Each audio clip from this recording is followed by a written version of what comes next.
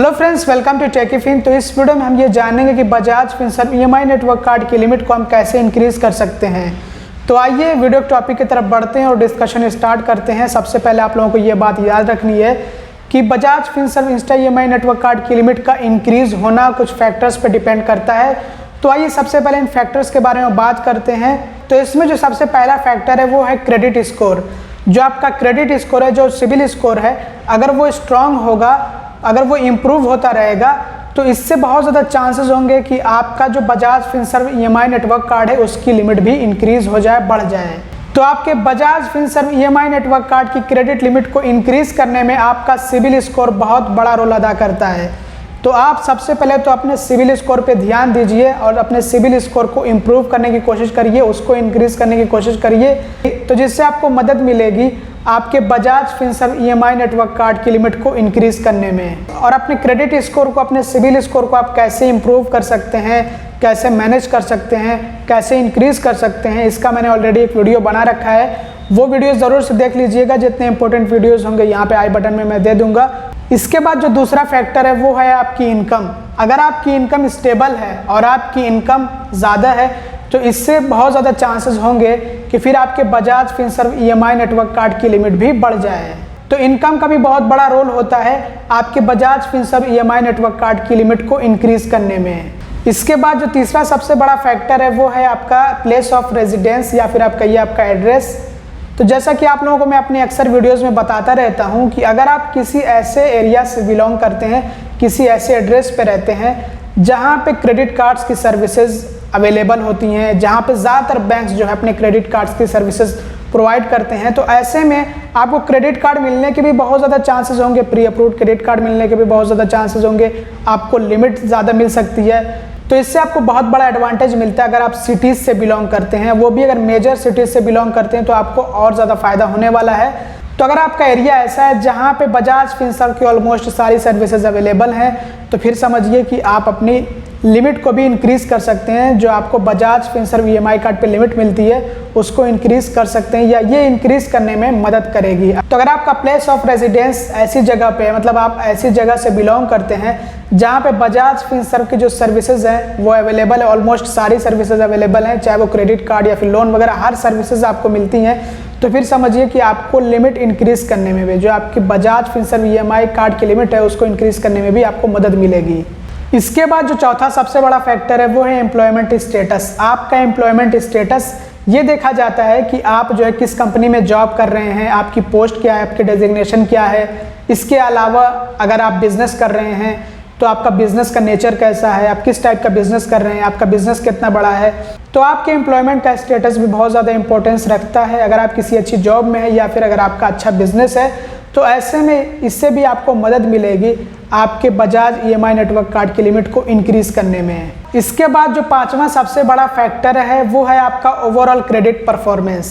आपका पूरा credit performance कैसा होता है दूसरे लेंडर्स के साथ में, ये सब कुछ भी देखा जाता है कि आपके कितने लोन चल रहे हैं, कितने क्रेडिट कार्ड्स चल रहे हैं, आप जो अपने लोन्स की ईएमआई का पेमेंट कैसे कर रहे हैं, टाइम पे पेमेंट कर रहे हैं या फिर नहीं कर रहे हैं। आपकी पेमेंट हिस्ट्री एक तरह से देखी जाती है। इसके अलावा आपके कितने क्रेडिट कार्ड्स हैं, उनका आप कैसे इस्तेमाल करते हैं और कैसे पेमेंट करते हैं, तो आपकी ओवरऑल क्रेडिट परफॉर्मेंस देखी जाती है।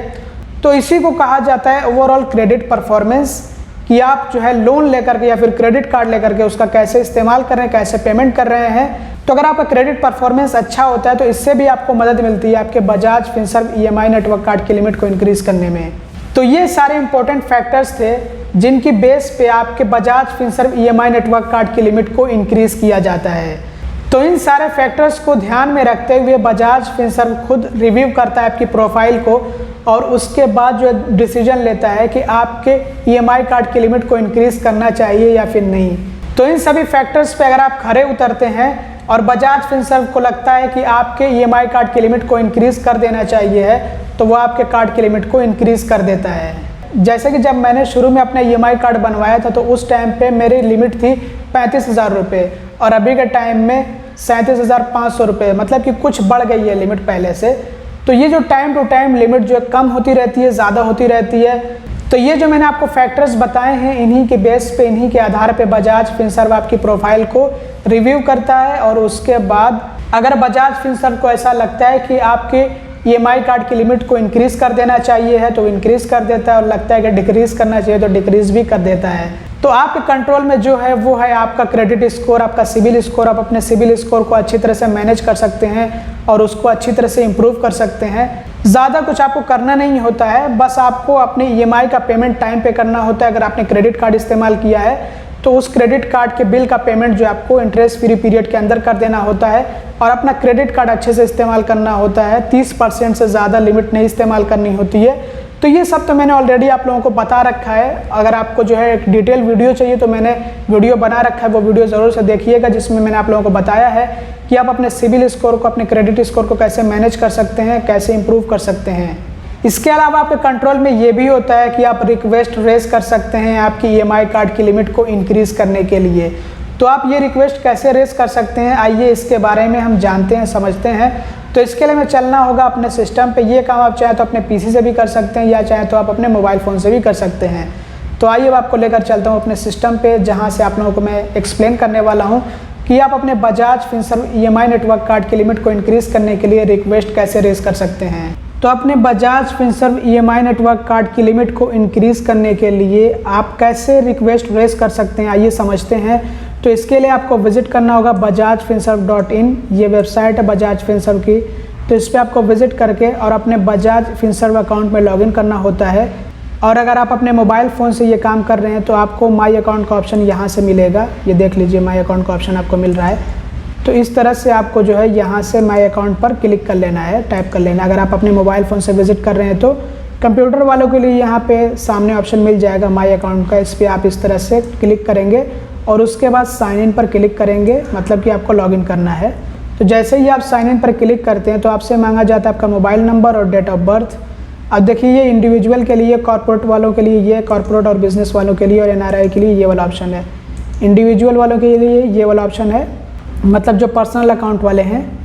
तो मोबाइल नंबर इंटर करेंगे, डेट ऑफ बर्थ इंटर करेंगे, उसके बाद गेट OTP पर टैप कर देंगे। OTP आएगा और उसको इंटर करना होता है और इस तरह से आप लॉगिन हो जाएंगे। तो आइए लॉगिन करके आपको दिखाता हूँ। तो ये हमने लॉगिन कर लिया है बजाज फिनसर्व अकाउंट में। अब यहाँ पे आपको आना होता है, ये देख लीजिए मेन्यू पे। ये आपको मेन्यू जो मिलता है, ये आपको 3 लाइन्स इस तरह से देखने को मिलती है। इसी पे आपको जो इस तरह से क्लिक कर देना होता है, टाइप कर देना होता है अगर आप फ़ोन से विज़िट कर रहे हैं तो। उसके बाद आपको आना होता है मैंडेट एंड डॉक्यूमेंट्स पे, इस तरह से आपको टैप करना होता है, क्लिक करना होता है। उसके बाद डॉक्यूमेंट सेंटर पे आपको क्लिक कर देना होता है और यहाँ से आप जो है रिक्वेस्ट रेज कर सकते हैं। देखिए, रेज द रिक्वेस्ट, तो आप इस पर क्लिक कर दीजिए और उसके बाद आपको ये वाला ऑप्शन चूज़ करना है। देखिए लोन्स पे है तो आपको कार्ड्स वाले ऑप्शन को चूज़ कर लेना है। और ये देखिए EMI कार्ड, ये ऑप्शन चूज़ हो गया अपने आप ही, क्योंकि मेरे पास वही EMI कार्ड ही है और क्रेडिट कार्ड तो है नहीं। उसके बाद आपको प्रोसीड पर इस तरह से क्लिक कर लेना है। उसके बाद आपको क्वेरी टाइप चूज़ करना है। देखिए इसमें आपको मिलेगा लिमिट रिलेटेड, ये देख लीजिए लिमिट रिलेटेड है ऑप्शन, इस पर आपको इस तरह से क्लिक कर लेना है। और उसके बाद आपको सब क्वेरी टाइप में यहाँ पे इंक्रीज़ माई कार्ड लिमिट, इस पर आपको टाइप कर देना है। अब देखिए बताया जा रहा है कि कैसे कार्ड की लिमिट इंक्रीज़ होती है। सब जो मैंने आपको फैक्टर्स बताए वो सारे जो यहाँ पे मेंशन किए गए हैं। और उसके बाद यहाँ पे do you still have a query, इस पर आपको क्लिक कर देना है इस तरह से। और उसके बाद यहाँ पे आप जो है लिखेंगे जो भी आपका इशू है, जो आपकी क्वेरी है, जो आपकी रिक्वेस्ट है, वो आप जो है एकदम डिटेल में अच्छी तरह से लिख देंगे। बहुत ज़्यादा जो है डिटेल में जाने की ज़रूरत नहीं होती है। यहाँ पे बताएगा कि मिनिमम 300 कैरेक्टर्स, तो मतलब कम से कम 300 कैरेक्टर्स होने चाहिए। 300 वर्ड्स में आप अपनी बात पूरी कर सकते हैं कम से कम।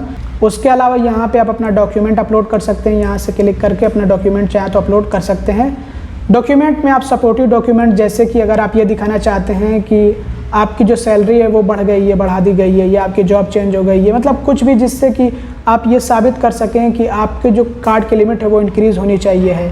चाहे आपका ITR ज़्यादा हो गया, आपने ज़्यादा ITR फाइल किया हो, आपकी इनकम ज़्यादा हो गई हो, वो आप दिखा सकते हैं इसमें डॉक्यूमेंट अपलोड करके। यहाँ पे बताया गया कि सपोर्टिंग डॉक्यूमेंट, तो वो आप अपलोड कर सकते हैं। इसके अलावा आप यहाँ पे अपना अल्टरनेट मोबाइल नंबर इंटर कर सकते हैं और अल्टरनेट ईमेल ID। इसके अलावा यहाँ पे लिखा गया एंटर योर डॉक्यूमेंट पासवर्ड। तो अगर आपका जो डॉक्यूमेंट है वो सिक्योर्ड है, मतलब कि आपने उसको पासवर्ड से सिक्योर्ड कर रखा है, जैसे PDF फाइल होता है उसको हम सिक्योर्ड कर सकते हैं एक पासवर्ड के ज़रिए से। तो अगर आपने कोई इस तरह का डॉक्यूमेंट यहाँ पे अपलोड किया है तो ऐसे में आपको उसका पासवर्ड भी यहाँ इंटर करना होगा। उसका पासवर्ड आपको देना ही होगा, तभी तो वहाँ से वो उसको ओपन कर पाएंगे, नहीं तो ओपन ही नहीं कर पाएंगे। तो वो आपको पासवर्ड यहाँ पे एंटर कर लेना होगा, उसके बाद आपको सबमिट कर देना है। तो इस तरह से आपकी जो रिक्वेस्ट है, जो क्वेरी है, वो सबमिट हो जाएगी और उसके बाद बजाज फिनसर्व के पास ही आपकी रिक्वेस्ट पहुँचती है और वो लोग इसको चेक करेंगे और उसके बाद अगर उनको लगता है कि आपके कार्ड की लिमिट को इंक्रीज़ कर देना चाहिए है तो वो इंक्रीज़ कर देंगे, और अगर उनको लगता है कि इंक्रीज़ नहीं करना चाहिए तो उसका भी आपको रिप्लाई आ जाएगा। तो इस तरह से हम रिक्वेस्ट भी रेज कर सकते हैं अपने EMI कार्ड की लिमिट को इंक्रीज़ करने के लिए। तो दोस्तों ये था पूरा वीडियो जिसमें मैंने आप लोगों को बताया कि आप कैसे अपने Bajaj Finserv EMI network card की लिमिट को इंक्रीज़ कर सकते हैं और कैसे लिमिट इंक्रीज़ की जाती है, किन फैक्टर्स पे आधारित होती है, और आप कैसे रिक्वेस्ट रेज कर सकते हैं अपने बजाज EMI नेटवर्क कार्ड की लिमिट को इंक्रीज़ करने के लिए। उम्मीद करता हूं कि ये वीडियो आप लोगों के लिए हेल्पफुल और इन्फॉर्मेटिव रहा होगा। अगर आपको वीडियो पसंद है तो लाइक ज़रूर से कर दीजिएगा, चैनल को सब्सक्राइब ना किया हो तो सब्सक्राइब भी कर दीजिएगा और वीडियो को शेयर भी कर दीजिएगा। Thanks for watching, bye bye.